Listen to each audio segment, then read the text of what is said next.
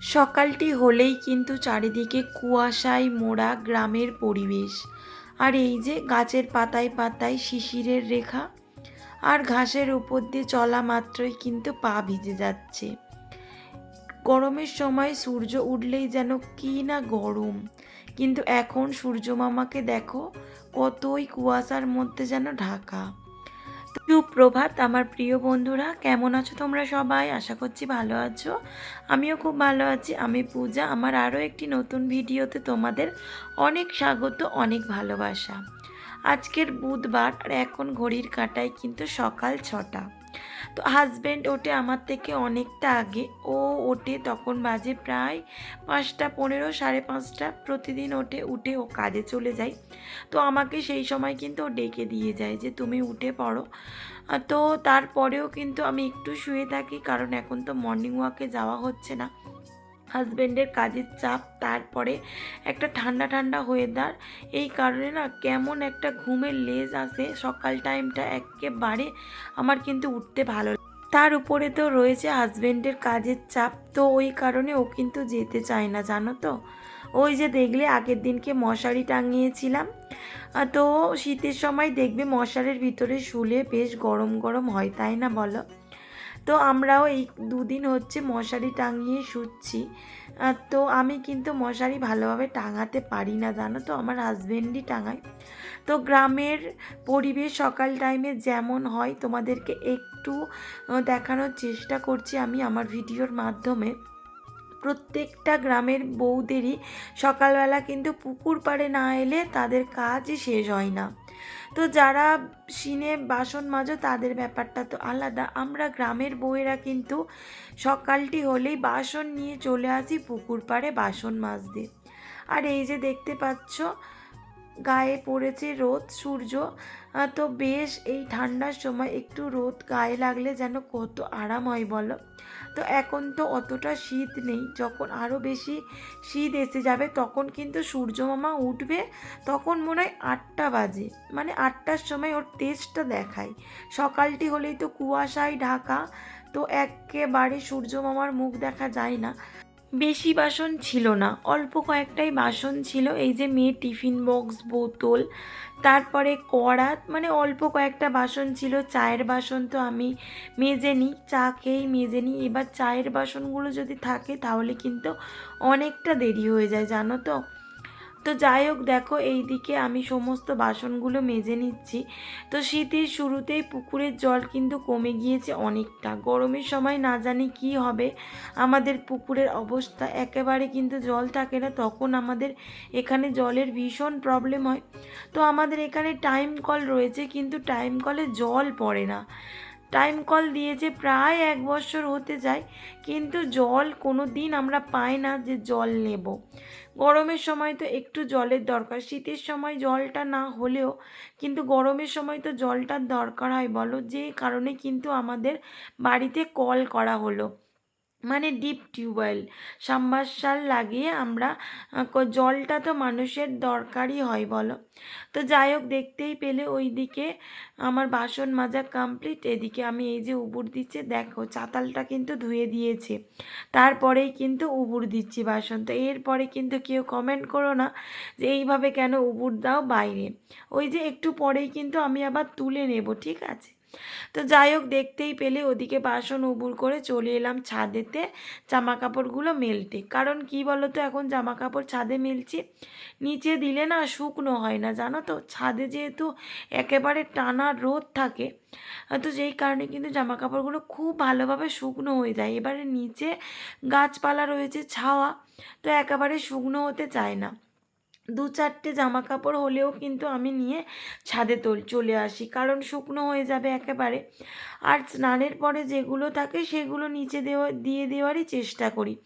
আর উপরে আসি না, কারণ কি বলতো, 3তলায় সিঁড়ি ভেঙে ভেঙে উঠতেও কিন্তু ভীষণ কষ্ট হয়, জানো তো।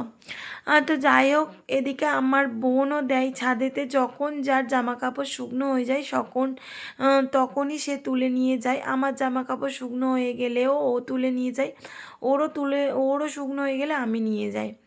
তো যাই হোক, দেখতেই পাচ্ছ এইদিকে আমার সমস্ত জামা কাপড়গুলো মেলে মেলে দিলাম আমি। হ্যালো বন্ধুরা, গুড মর্নিং। এই যে দেখতে পাচ্ছ শীতকালে কেমন পুরো কুয়াশা কুয়াশা হয়ে আছে। আর এখন ঘড়িতে কিন্তু প্রায় 8টা বাজে। আর ওই দেখো আকাশে আর চাঁদ দেখা যাচ্ছে। তোমরা বুঝতে পারবে কি আমি জানি না। তো পূর্ণিমা গেল, রাস পূর্ণিমা, তো চাঁদটা এখনও রয়ে গেছে। আর আজকে না ভাবছি ছাদটাকে পুরো ঝাঁট দেব, কারণ কি এত ময়লা হয়েছে। ওই কোণে কোণে দেখতে পাচ্ছ ভীষণ ময়লা হয়েছে। আমার শাশুড়ি মাই দেয়, এবারে ওনার সময় হবে না বুঝলে, তো আমি তাড়াতাড়ি করে রান্না করে নিয়ে আর বলি স্নানের বেলা দিয়ে দেবো ঝাঁটটা, তাড়াতাড়ি করে রান্না সেরে নেব। তো তো চলো মেয়েটাকে গিয়ে ডাকি। মেয়েটা ঘুমাচ্ছে এখনো, 7টা বাজতে যায়, পড়তে যাবে। ও পড়তে যাবে, সপ্তাহে সোমবারে পরীক্ষা, ফাইনাল পরীক্ষা আছে। আমার মা আবার বলবো ওইটুখানি মেয়ের আবার ফাইনাল পরীক্ষা, বলবে এরকম করে, বলবে আমি যদি বকি আমার মা আবার বলবে তুমি এরকম বয়সে পরীক্ষা দিয়েছিলে, তুমি মেয়েটাকে বকছো। আমার মা এরকম করে বলবে। ওকে বকার একেবারে উপায় নেই, আমাদের বাড়ির আমার মেয়ে নয়নের মণি, বুঝলে তো। মানে যদি বকি বাবারে বাবা, চিল শকুনের মতো এখন আমাকে খেয়ে নেয় যেন সবাই। তবু তো শাসন করতে হবে বলো, একেবারে কি আদর দিলে হয়, চলে? শাসন তো ওকে করতেই হবে। তো চলো, ওই দেখো কালকে আমার হাজব্যান্ড মশারি টাঙিয়েছে, তোমরা দেখেছিলে। এই যে মশারি টাঙিয়েছে, আর ওই দেখো মশারির ভিতরে ঘুট ঘুট ঘুট ঘুট করে নড়ছে। কি দেখি তো সোনাই, ওই সোনাই, ওই চলো চলো বন্ধুরা, আমি ওকে তুলে নিই, তাহলে দেরি হয়ে যাবে, 7টা বাজে পুরো। চলো আবার পরে দেখা হচ্ছে। মেয়েটাকে সবে মাত্র তুলে নিয়ে এলাম। আর হরলিক্স খাবে, ও হরলিক্স খাবে, হরলিক্স করবো।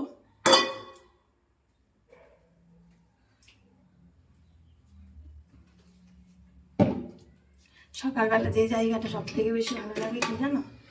আমার রান্নাঘরটা, শুধুমাত্র শীতকালের জন্য। এই যে দেখছো মুখে কেমন রোদ, শুধু শীতকালের জন্য ভালো লাগে। গরমের সময় ভীষণ কষ্ট হয় সকালবেলা এই রান্নাঘরে ঢুকতে, মানে ভীষণ রোদ, পূর্ব দিক থেকে সূর্যটা ওঠে আর পুরো রোদটা এসে পড়ে আমার মুখে, ভীষণ কষ্ট হয়।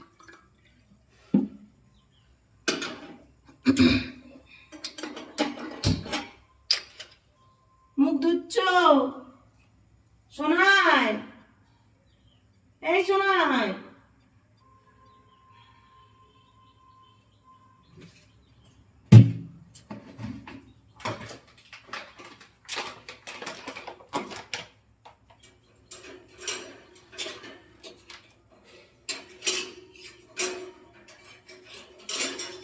মেয়েটা এই যে জুনিয়র হরলিক্স খায় 2 বছর থেকে, এই যে 2 2 6। মেয়েটার বেশি দিন এটা খাবে না, এবার বড়দের হরলিক্স দিতে হবে, কারণ বড় হয়ে যাবে, 6 বছর হয়ে যাবে। আমার মেয়ে এই পুরো পুরো 2 বছর, এই সরি 5 বছর, এই 5 মাস 5-6 মাস হচ্ছে। আর হাফ বছর খাবে, খেয়ে ব্যাস এইটা এবার শেষ। এবারে পরেদের হরলিক্স নিতে হবে। আমার মেয়ে আগে পিডিয়াশিওর খেত, ঠিক আছে, কিন্তু পিডিয়াশিওরটা আমার মেয়ে খেতে চায় না, ওর মানে ফ্লেভারটা আমার মেয়ে ঠিক পছন্দ করে না। তো হরলিক্সটা তারপর দিচ্ছি, জুনিয়র হরলিক্স। আমার মেয়ে 2 বছর মানে সেরেলাকটা খাওয়ার পরে থেকেই, ছেড়ে দেওয়ার পরে থেকেই কিন্তু পিডিয়াশিওরটা ধরিয়েছিল, কিন্তু খেতে পারেনি আমার মেয়ে বেশি দিন, ফ্লেভারটা ভালো লাগেনি, হয়তো খেতে চাইতো না একদম, তো এই জন্য হরলিক্সটা আবার ধরিয়েছিলাম।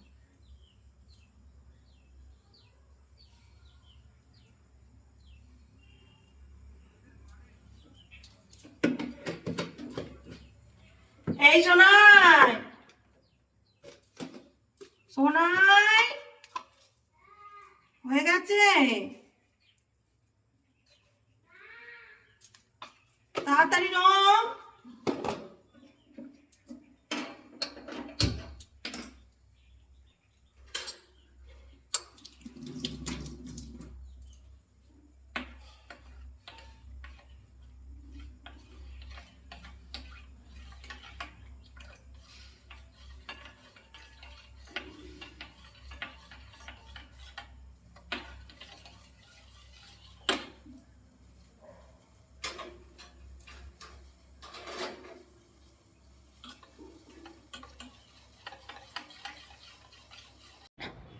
তো বন্ধুরা এই যে ছাদে এসেছি।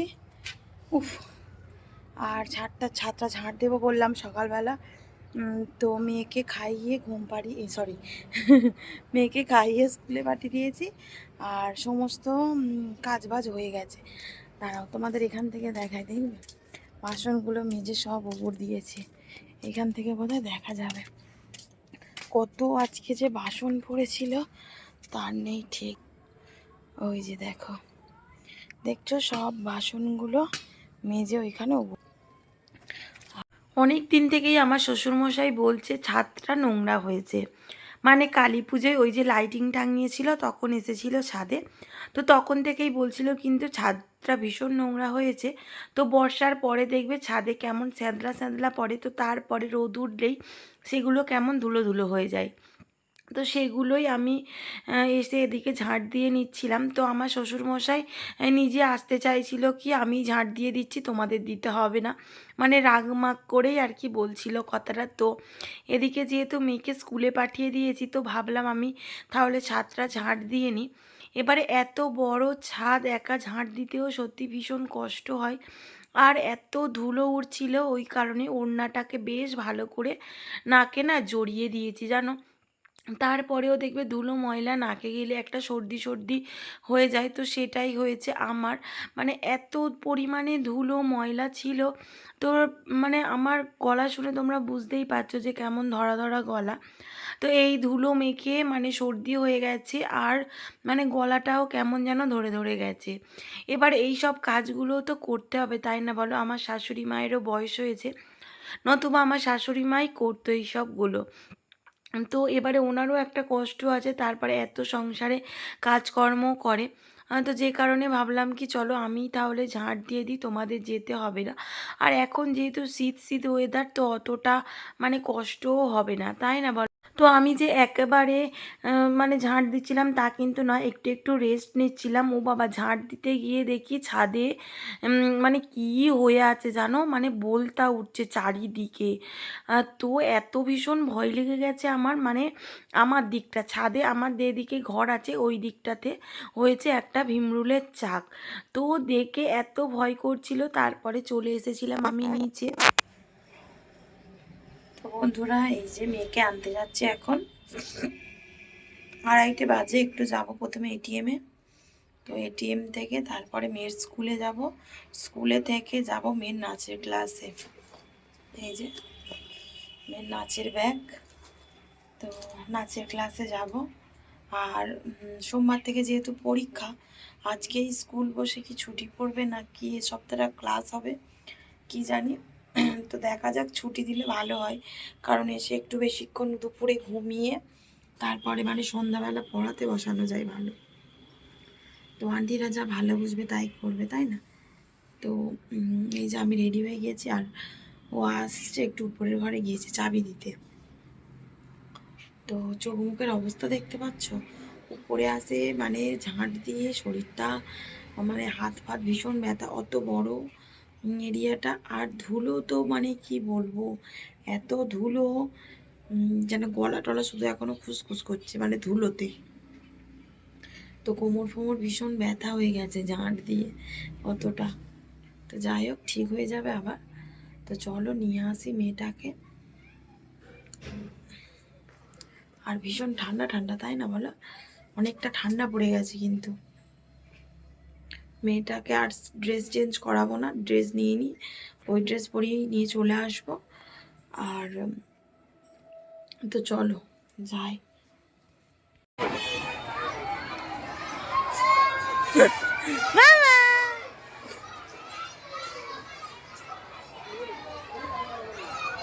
এই যে এইটা আমার মেয়ের স্কুল, আর এটা কিন্তু পিছনের গেট, কেউ ভেবো না যে এইটুকানি গেট স্কুলের। তো এটা পিছনের গেট, আর সামনের গেটের বাচ্চাদেরও ছাড়ছে। তো ওইখানে গাড়ির বাচ্চাদের ছাড়ে, আর পিছনের গেট দিয়ে লোকাল বাচ্চারা মানে যেসব গার্জেনরা আনতে যায় তো সেই সব বাচ্চাদের এই গেট দিয়ে ছাড়ে। এবারে স্কুলটা ছোট, তো তো কয়েকদিন পরে স্কুলটা মানে আর একটা বিল্ডিং নিয়েছে নাকি, সেইখানেও কিছু বাচ্চা চলে যাবে। তো আমাদের মিটিংয়ে এটাই জানিয়েছে, কবে হবে জানি না।